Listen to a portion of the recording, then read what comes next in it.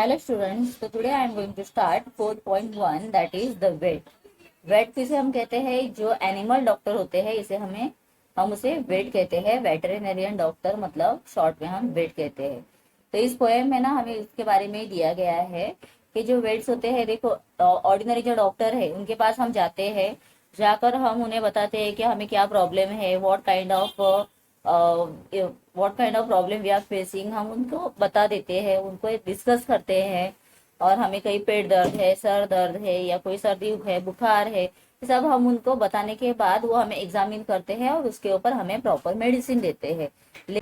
तो इस लेसन में ना हमें वही बताया गया है कि एनिमल डॉक्टर जो है, वेट है, उन्हें किस तरह से फिर वो एनिमल्स को एग्जामिन करते हैं, उनका डिजीज फाइंड करते हैं और फिर उसके ऊपर वो फिर आगे ट्रीटमेंट देते हैं। ठीक है, तो ये समरी है यहाँ पर, आप बाद में इसे रीड कर लेना, स्क्रीनशॉट निकाल के भी आप रख सकते हो और रीड करके आप इसके बारे में पूरा लेसन का समरी दिया हुआ है। तो चलिए अभी मैं स्टार्ट कर रही हूँ। Read the following extract and do the activity. तो यहाँ पर पेज नंबर 77 जो है उसके ऊपर टू बी सक्सेसफुल से लेके सफरिंग फ्रॉम द हीट, इतना पैराग्राफ जो है यहाँ से आप लोगों को स्टार्ट करना है। और सफरिंग फ्रॉम द हीट यहाँ कहाँ तक दिया है? Suffering from the heat, see this one. तो यहाँ से लेके यहाँ तक आप लोगों को ये दिया हुआ है, इसमें से आंसर्स फाइंड करने हैं। अभी दिया है animal birds elements they suffer from, elements they suffer from. The cat क्या दिया है? Suffering to drink milk. Horse his coat, मतलब उसका जो कोट होता है, does not shine like silk. फिर उसके बाद दिया है bison, the animal has got a chill. Then canary, the bird is singing faintly, वो बहुत एकदम स्लोली सिंग करने लगती है, तो समझ जाना है कि उसे कुछ तो डिजीज हुआ है। ठीक है, चलिए अभी नेक्स्ट देखेंगे question. Why is it so difficult to be a successful vet? Successful vet होना डिफिकल्ट क्यों है? द बीइंग अ वेटरनरियन, या वेट लिखो। he must know he must know all possible disease animals the many may suffer, sorry, disease यहाँ पर stop करो। Animals में suffer from each animal's difference in their body structure। अभी हर एक animal का body structure अलग है। एंड देयर ऑर्गन साइज, उनके ऑर्गन साइज जो है वो भी बड़े छोटे होते हैं, अलग अलग टाइप के होते हैं। और vet must the diagnose each animal properly and treat it और cure it, therefore its difficult to be successful vet. और इसीलिए एक सक्सेसफुल वेट होना, वेटरनरियन होना बहुत ही डिफिकल्ट होता है।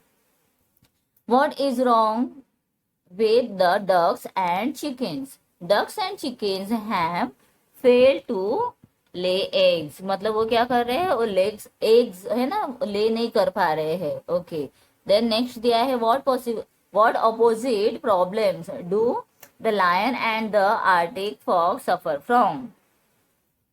The atmosphere in which they live is in opposite to what they suffer from, as lion may have caught cold and the arctic fox may have felt heat। Difference उसके बारे में मतलब opposite बताना था। Pick out the rhyming words from the first and second stanza. तो first stanza जो है वो और सेकेंड स्टैंजा में से राइमिंग वर्ड्स देने हैं। वेट और गेट है, वाइड है, इनसाइड है। तो यहाँ दिया है vet, get, wide, inside, milk, silk, bone, grown. यहाँ पे देखो मिल्क, फिर उसके बाद silk, then bone, grown.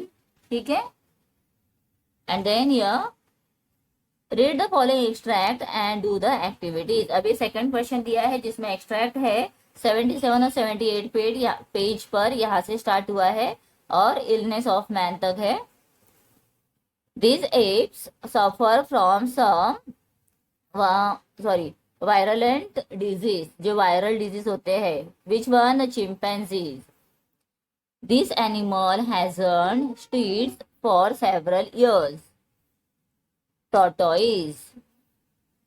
Then the animal is looking pale.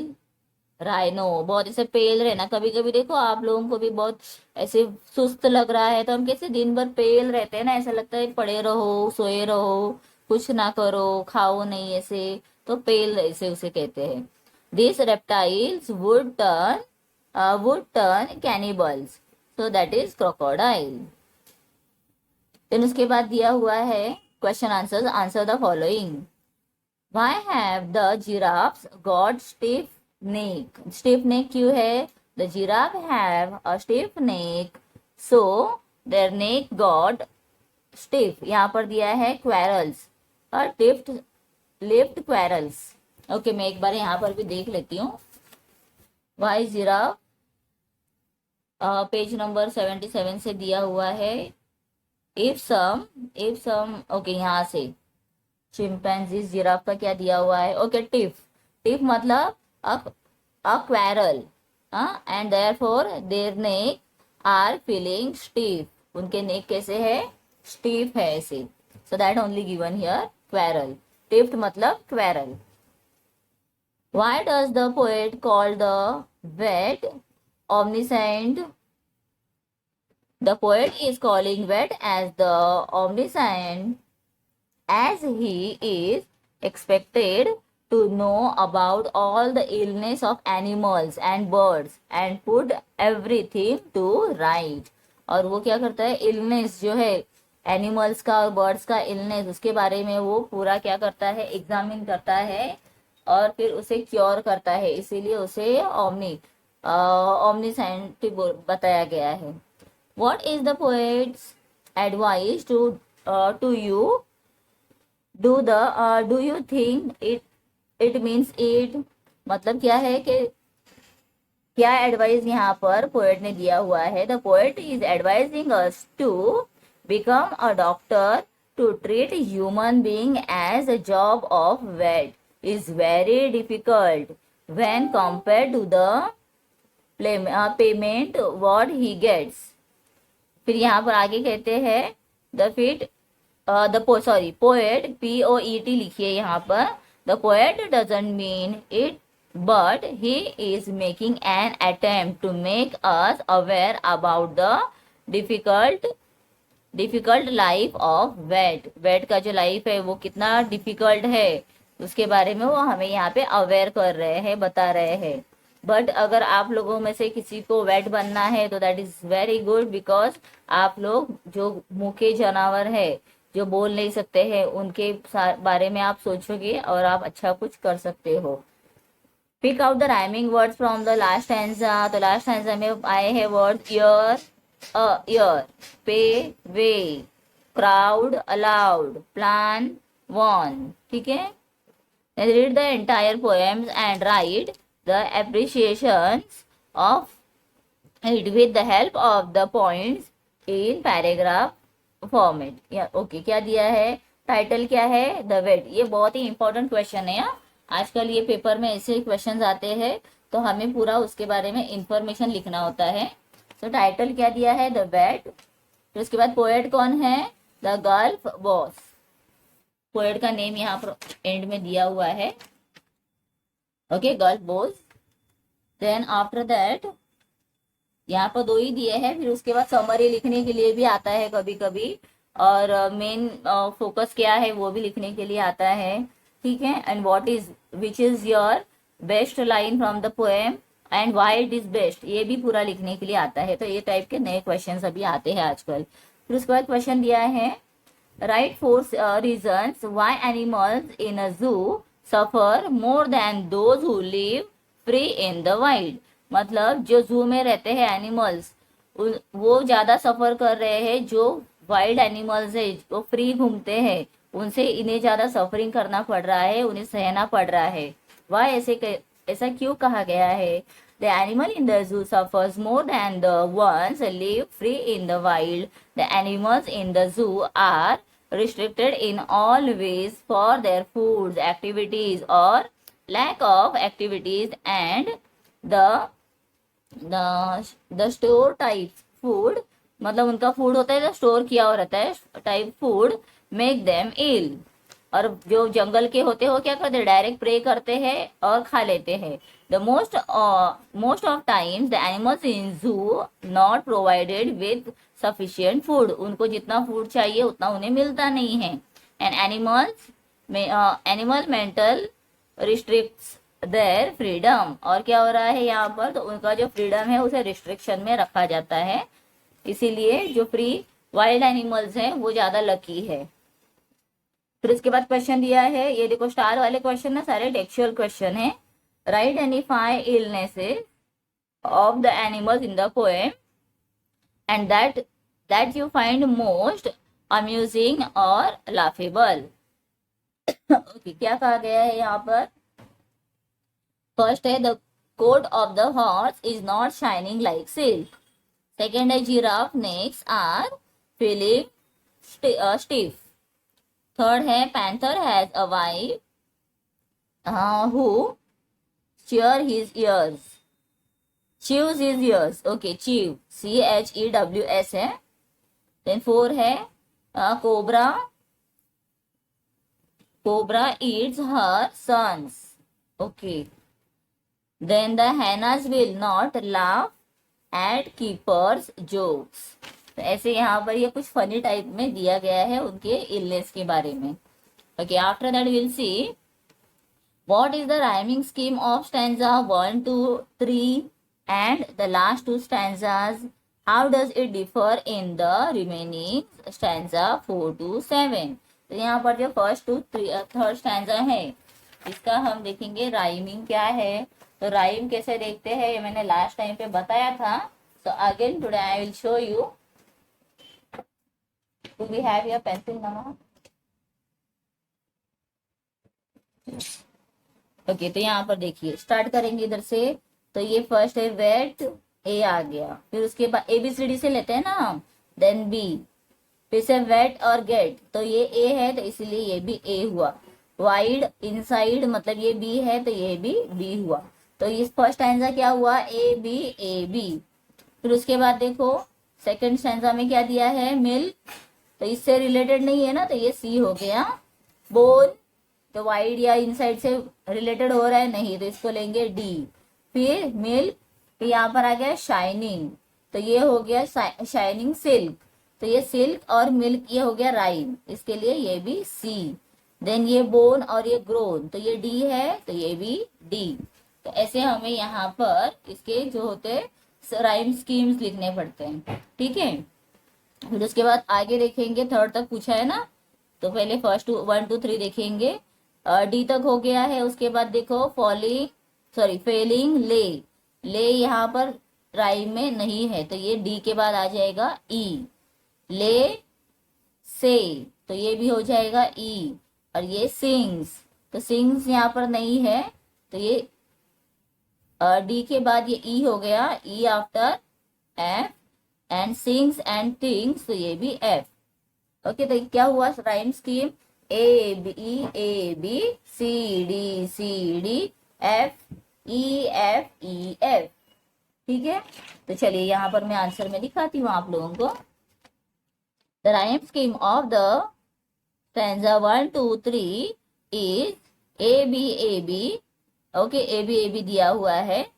And in 1 2 3 stanza the alternatives lines are rhymings in 4 and 7 stanza। यहाँ पर देखो अल्टरनेटिव मतलब फर्स्ट वाला छोड़कर थर्ड वाला, अल्टरनेटिव क्या हो रहे हैं, ये सेम हो रहे हैं, राइमिंग हो रहे हैं। And 4 and 7 stanzas the each stanza has 6 lines where first and second line and fourth and fifth lines and third and sixth lines क्या दिए हैं, lines are rhyming। तो चलो वो भी हम देख लेते हैं। कौन सा स्टैंजा देखने के लिए कहा है, 4 and 7। तो ये फर्स्ट हुआ, सेकंड हुआ, थर्ड हुआ, ये फोर्थ हुआ। फोर्थ में देखो कोल्ड गोल्ड, तो डायरेक्टली आ गया ना, तो ये राइमिंग हो गए दोनों। और फिर उसके बाद फिट आया है, और इल चिल, एक छोड़ने के बाद इल चिल हुआ, ये हिट और फिट दोनों हो गए, मतलब ये दोनों सेम है, मीन्स ए हो जाएंगे, तो ये बी हुआ, ये सी और सी हो जाएगा, तो मतलब ए बी सी सी ऐसे बनेगा ये। ओके, तो इस तरह से आप लोगों को राइम स्कीम लिख कर दिखाना पड़ता है. Okay, that is done.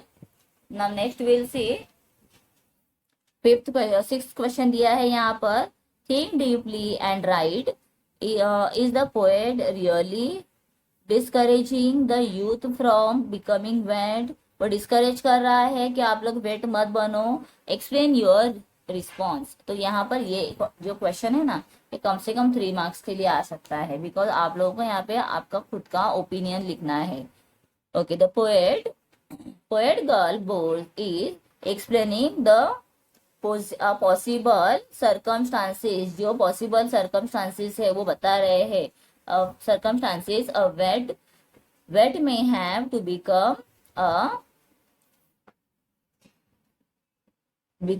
क्या लिखा है यहाँ पर, cross in the poem. Across है ये पूरा अक्रॉस इन द पोएम.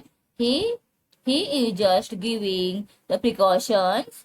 क्या प्रिकॉशन दे रहे हैं? Precautions and knowledge to the new generation about becoming a competent and successful wait. वो क्या दे रहे हैं? कॉम्पिटिशन, मतलब आप अच्छा एक सक्सेसफुल वेट बनो, ऐसे वो हमें इसमें बता रहे हैं.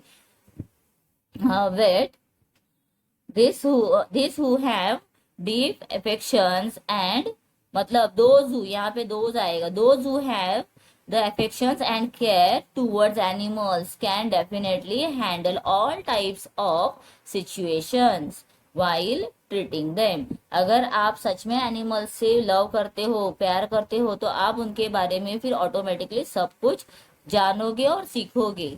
The poet is not discouraging the youth from becoming wet, whereas he is giving the guidance to the youth through his humorous poem. और वो अपने इस पोएम के थ्रू, जो फनी पोएम है उसके थ्रू वो ना हमें गाइड कर रहे हैं कि आप लोगों को कैसे अवेयर होना है, जागरूक होना है, अगर आप वेट बनना चाहते हो तो.